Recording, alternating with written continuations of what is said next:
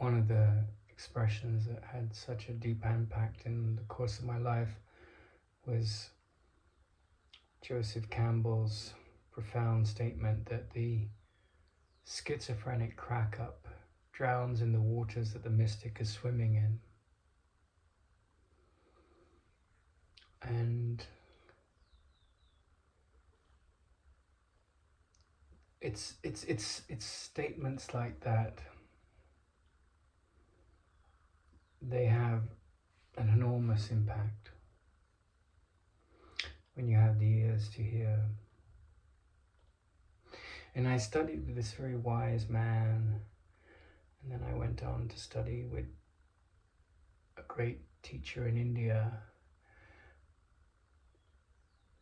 And the teacher in India, he was a yoga teacher, his name was Desikachar. He was very well collected and extremely, exceptionally esteemed. But he ran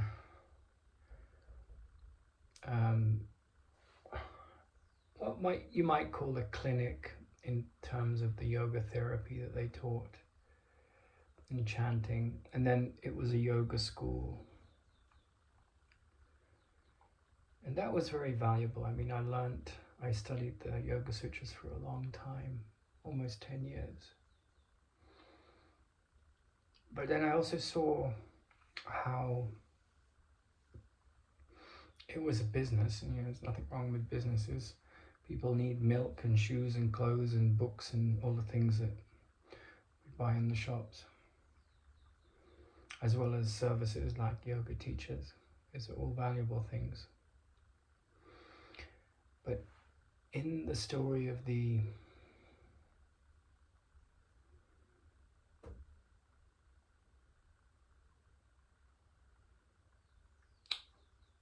business management, the people in charge, the father and son, I didn't see evidence of that mystical quality that was swimming in the waters. I saw a very profound set of teachings, but then I saw this sort of spiritual ego and control.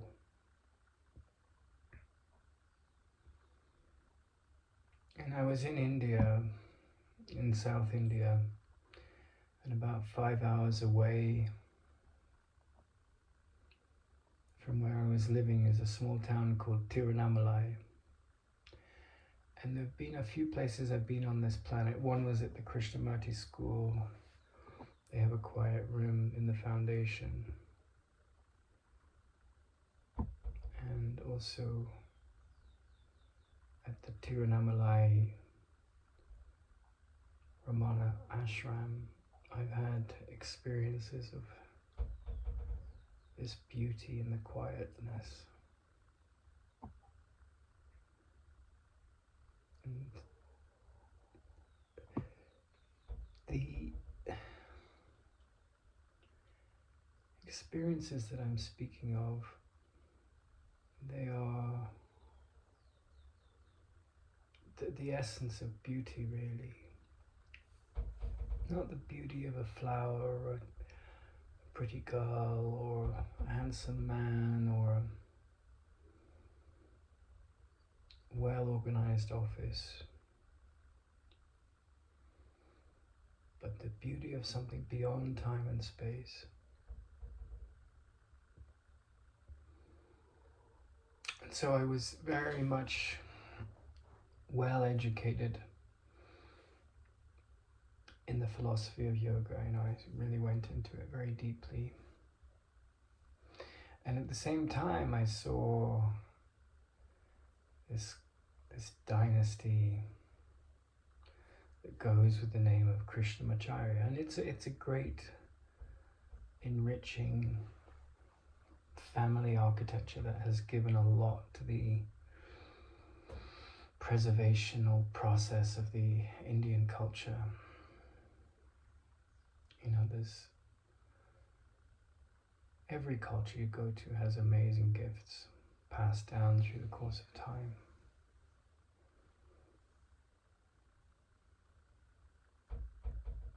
And Krishnamacharya Yoga Mandiram in Chennai, it's got some wonderful teachers and some wonderful teachings about the breath, about meditation, about movement practices of the body to keep it young.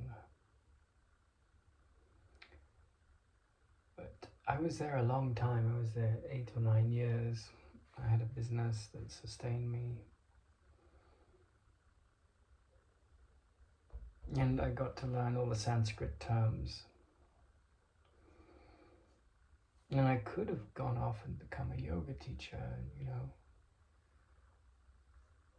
I remember going back to America and going to a yoga class.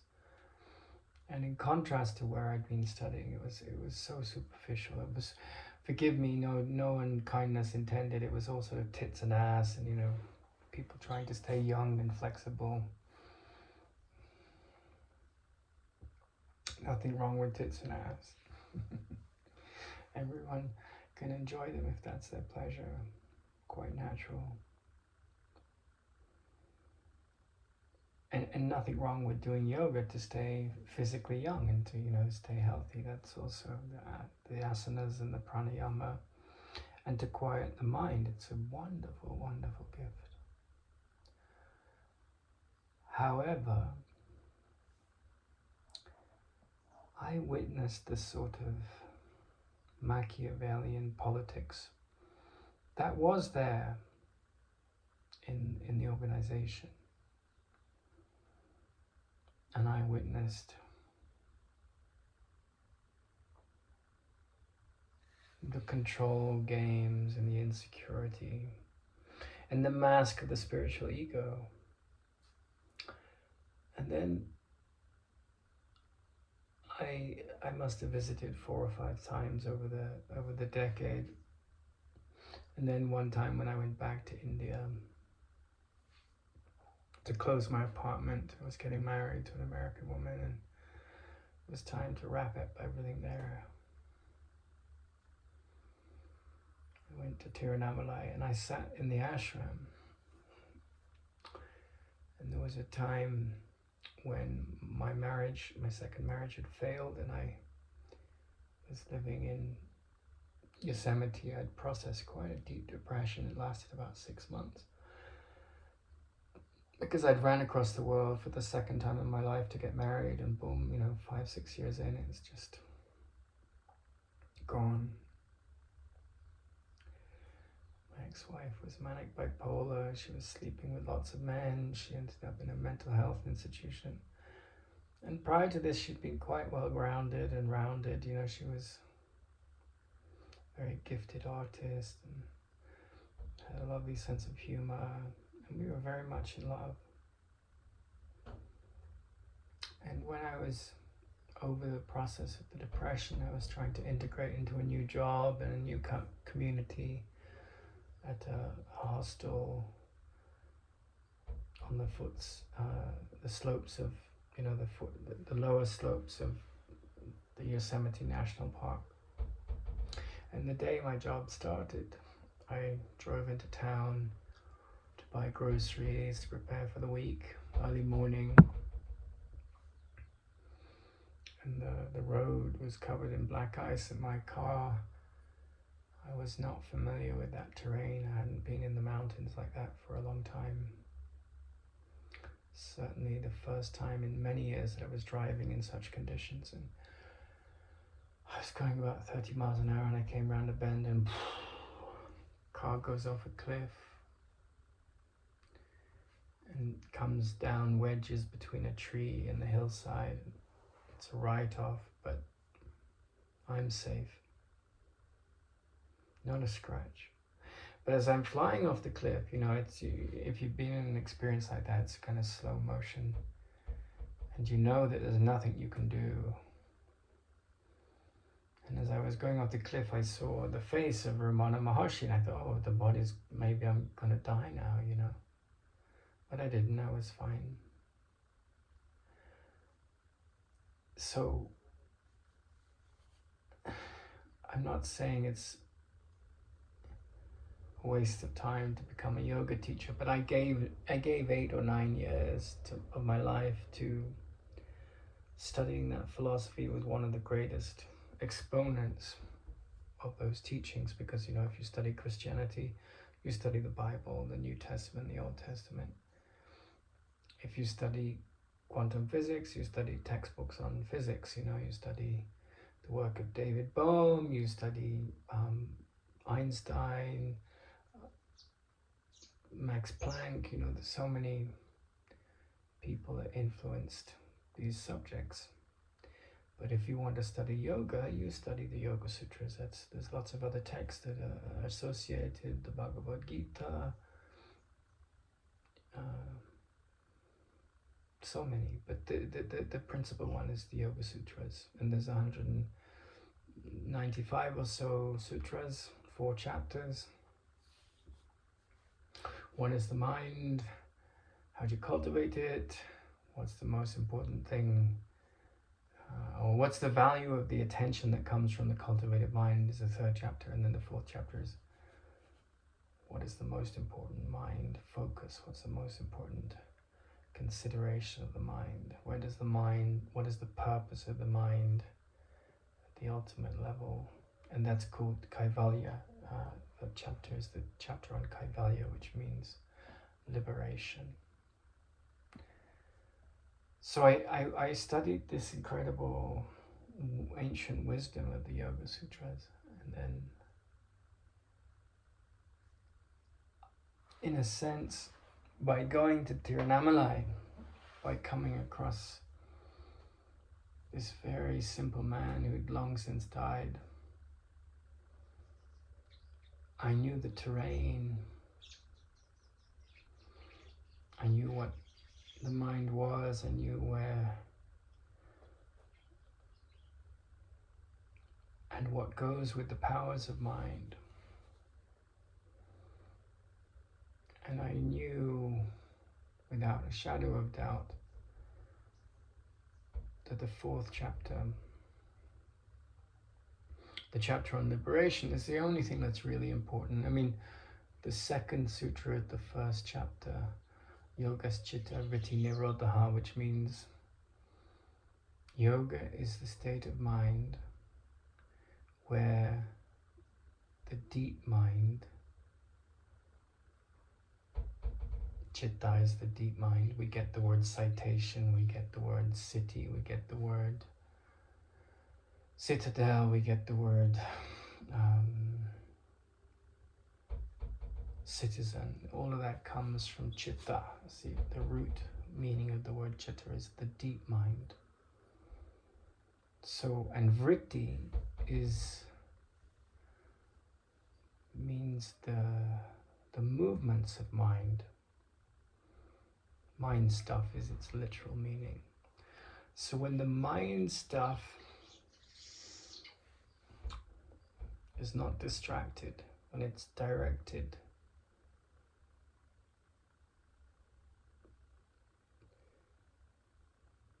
and put in the service of the focus of the deep mind, then and it's one pointed in its direction, that is the state of yoga. And if you're trying to study for an exam, the yoga of studying for that exam would be putting the whole of the mind on the focus of understanding the subject matter so you can pass all the answers. But yoga at a deeper level, as opposed to just focus on a certain object or focus on a certain goal, means to make the mind very quiet, so it looks into the mirror of the self.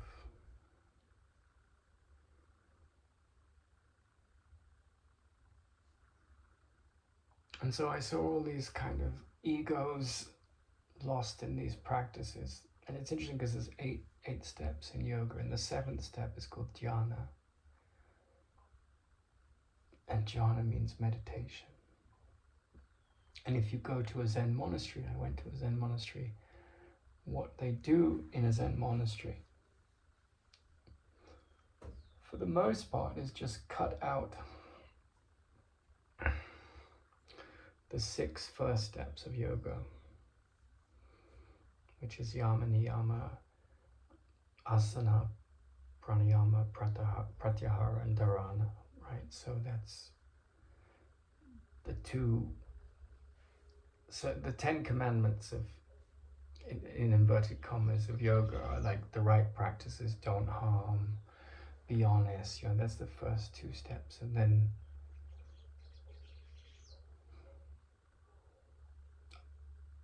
asanas are like get the body in a healthy way to sit, and then pranayama is use the breath to calm the mind, because there's a direct relationship between long, easy exhales and calm minds.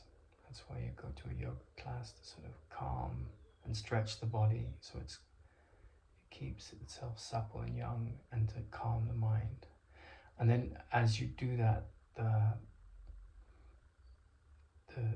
5th step, pratyahara, that means that the mind begins to withdraw from its attention to the senses and the body and the desires. And then that leads to an elevated state of consciousness called dharana, which means concentration. So concentration, you might be concentrating on the exam, and that would be dharana. But then once you get to a state where you're fully absorbed in the object, it's not just concentration, but it's much deeper. That's called meditation, or dhyana, which means in Sanskrit originally it meant to measure. So you've become so concentrated that all the measurements of the object that you're looking at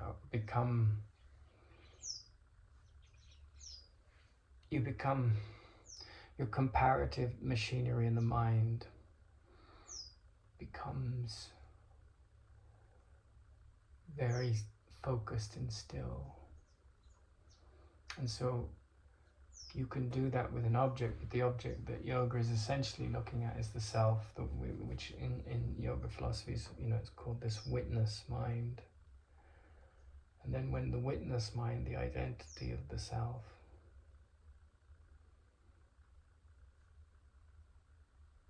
or the identification beyond the ego, which is the self, when you get fully absorbed in that, that's the 8th step of yoga, called samadhi. So if you go to a Buddhist Zen monastery, they have some rituals and some chanting. Those things come from this kind of yogic tradition. But essentially the Buddha just focused on stillness, meditation. And Zen, in a sense, is the simplest of all religions, because it is a religion. Whereas Ramana Maharshi didn't start a religion, thank God. But, the Zen practitioners, for them, they just sit and they sit and they sit. And there's 2 streams of Zen. There's Farmer Zen and then the Noble Zen. But the Farmer Zen, which is more common, they just sit and they sit. And they sit for many years, and after long periods of time, profound things happen inwardly.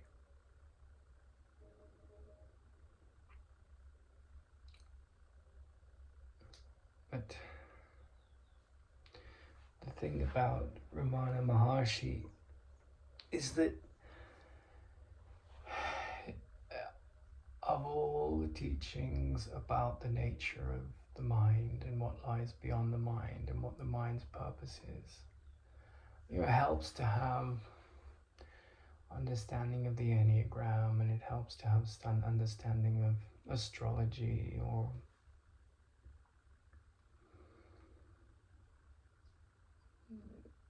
physics, all of these things can be helpful. But to a very serious mind, a mind that is really very much invested in the ending of suffering, there are billions of paths, right? But with Ramana Maharshi, you have this character that is just asking, who am I? I mean, he lies down at 18 and he's ready to die.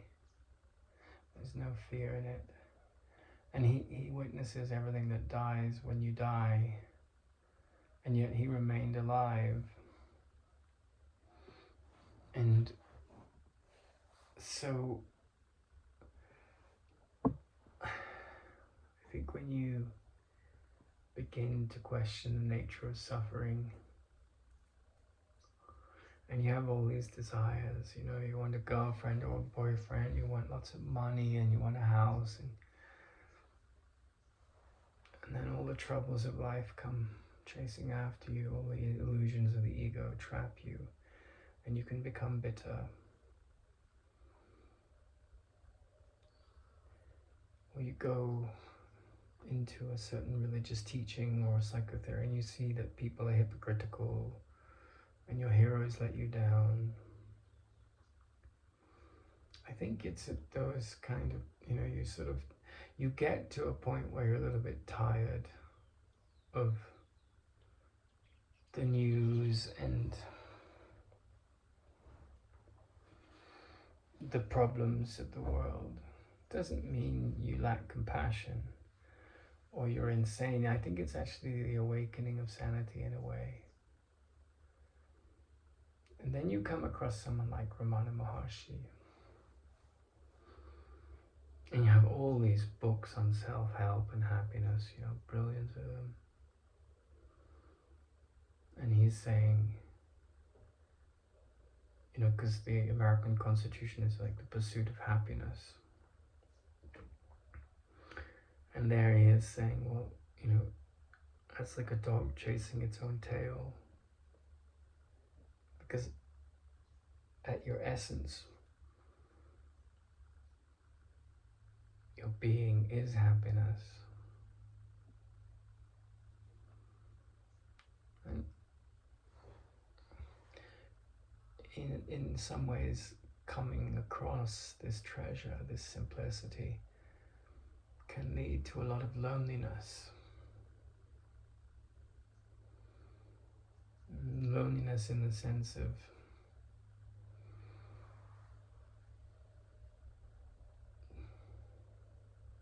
we want people to go with us to meditation, or we want to do a yoga class together, or we want to be validated in some way or other.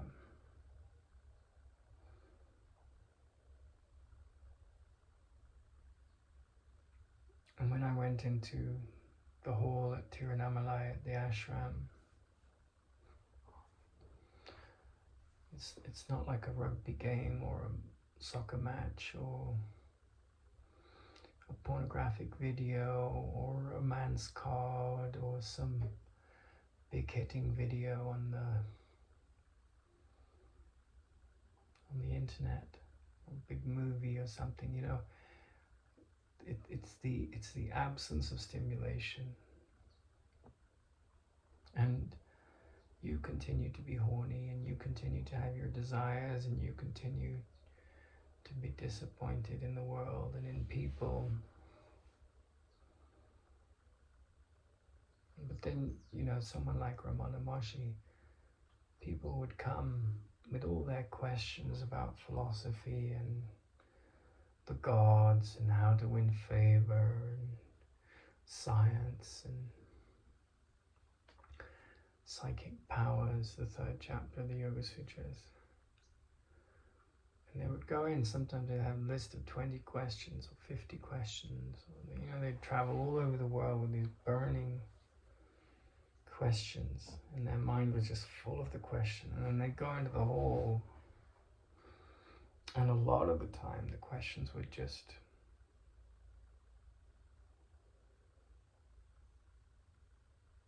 flounder and drown like sailors hit in a storm and shipwrecked, out in the ocean. And it would happen really quickly. They'd go in there and the storm would hit. Their minds would become very quiet.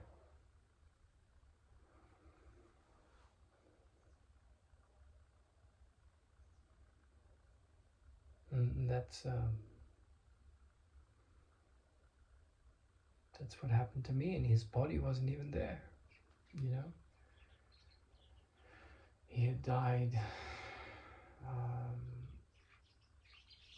almost 50 years before, over 50 years before I turned up. But what he left on the planet was his presence,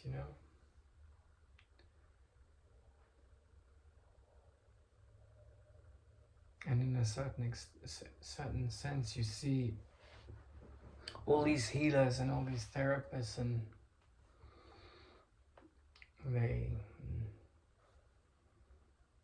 they've got this idea that they can heal and fix you.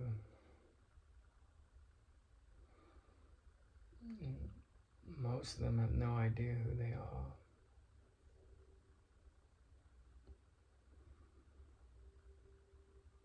They think they're a body.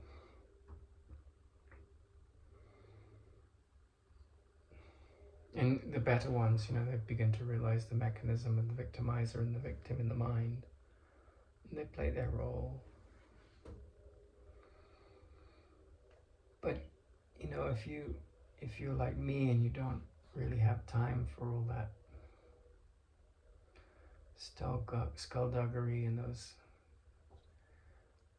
games, and I wouldn't say I was that advanced, because I was caught up in the circus of the yoga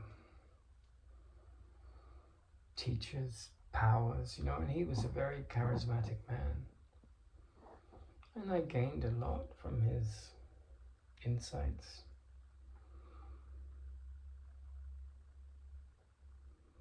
And perhaps, if you have an experience, you have a life like I've had,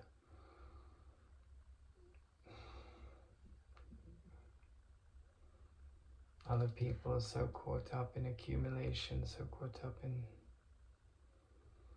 pleasing their ego or other egos, or their career path.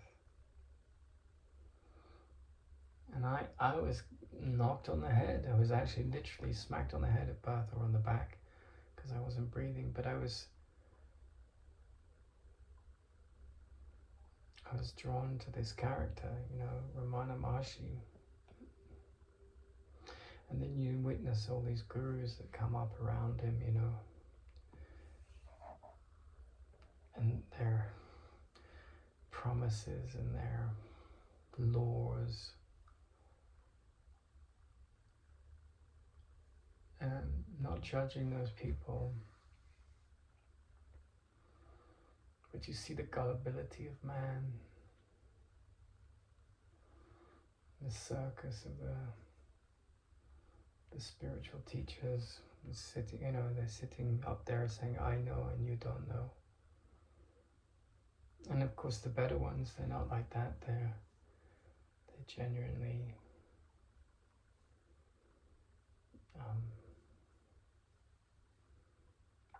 out to help with the removal of the blocks to truth in your mind. But you come, because everything in this world of illusions is a symbol, and you come across a symbol like Ramana Maharshi. Like we don't have footage of Jesus, we just have scripture. And hundreds of years after Buddha died, they started writing things down. But we have photographs of Ramana Maharshi. We have written evidence and footage and stuff.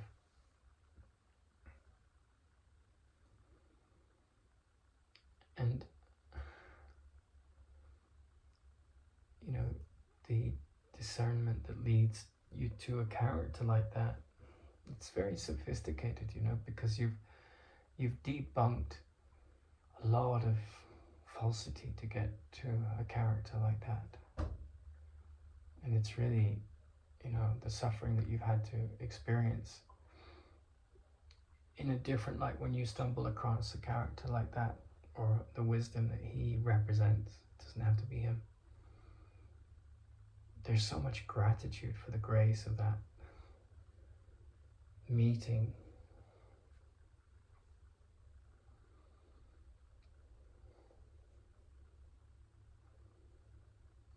And you'll be on some choppy seas for a while, but then the reactive mind, it dies completely. And that can be challenging because you've got to develop a muscle of faith, right?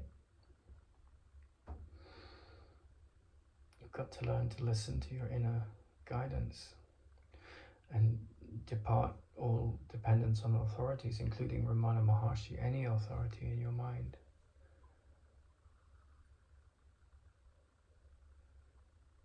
And then if you're that kind of character, if you're destined to be that kind of character, then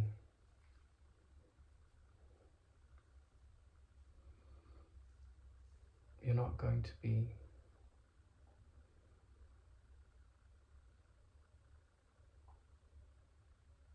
a conformist, you're not going to be an atheist or a believer in some religion or other. Not that that's, to be judged. But you're going to go within. Quietude and stillness in the mind is going to become very, very important for you. Freedom from judging others, very important for you.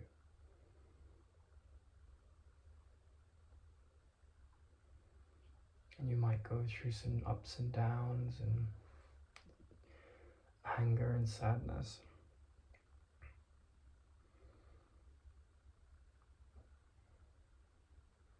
But then, you look in the mirror of your life experiences and what's left. And when I say that, I don't mean in the sense of like, what does my life amounted to?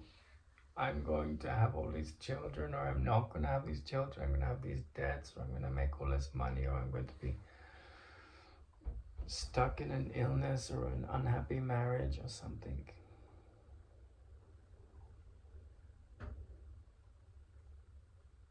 That story,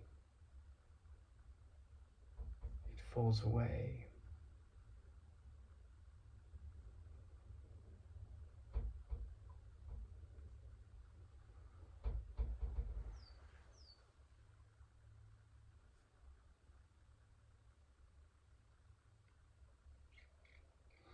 And then everything that got you there, whether it's yoga teachers with their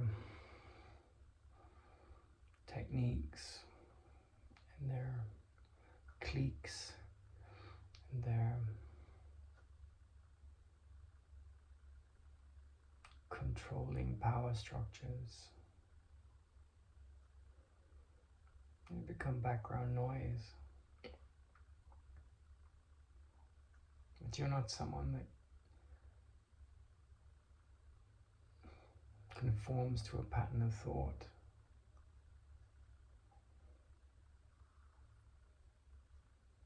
You live in the present moment, and the future is unpredictable. But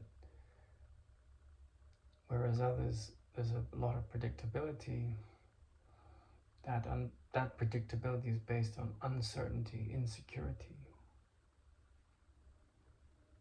And you've dropped everything for certainty. Where does certainty lie? It doesn't lie in things of the world or relationships. Not that they're bad. I mean, we all have our needs in the body. But ultimately, the most important sign of certainty is a lasting peace no matter what the circumstances are externally.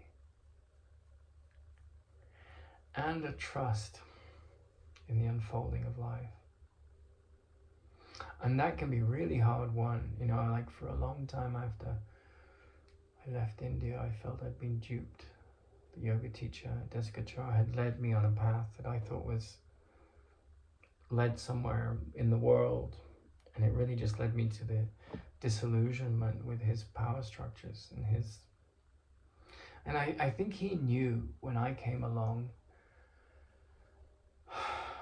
that I was, because of the teacher I'd come from, that he couldn't, you know, it's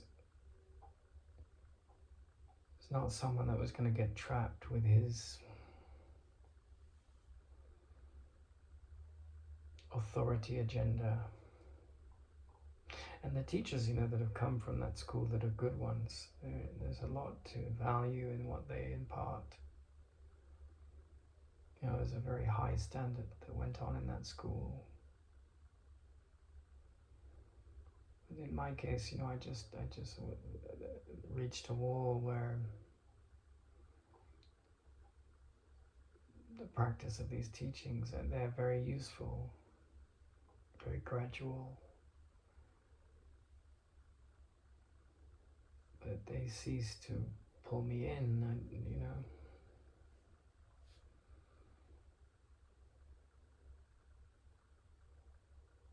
That was a crisis, it was a real catastrophe, because I'd gone to India, gave 10 years of my life to take that path. There was a huge set of steps. It took some courage, some faith, some incredible resolve. You know, all the money I could have made in my 30s, I just paid to 15 staff members, worked my butt off. Don't see any benefit financially from it.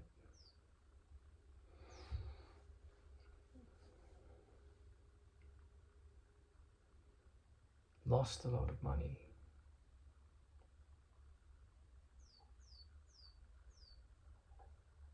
But there was a sort of trap to the guru trip that was clearly there in the school.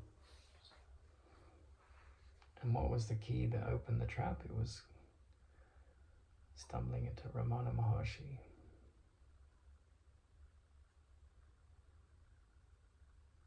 Where you stumble, there lies your treasure, you know.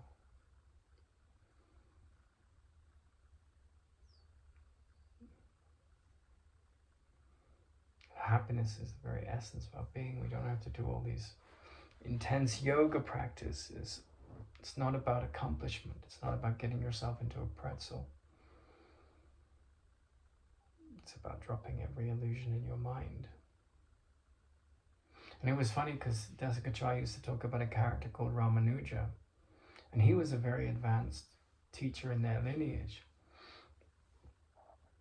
And all the petty jealousies that were associated with him, because he could see through the nonsense and he spoke to that. And his teacher tried to kill him. And because there were other forces at work, you know, life took care of him. He was saved from that. But, you know, if you think the spiritual marketplace is liberated of pettiness and violence, you think you've got another thing coming. It's just egos with spiritual masks on.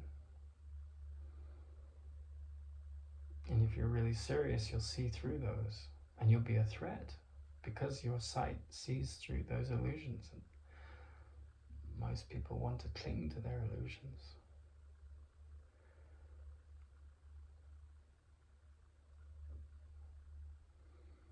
And somehow life supports wisdom.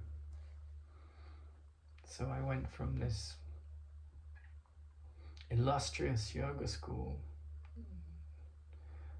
and a failure in that tradition, in a sense, to seeing the shortcomings of the tradition and its strengths, finding the simplicity in very, very challenging these simple teachings. Who am I? To think that all of life, all the vast galaxies in the cosmos hurtling through space and time exists to answer that question.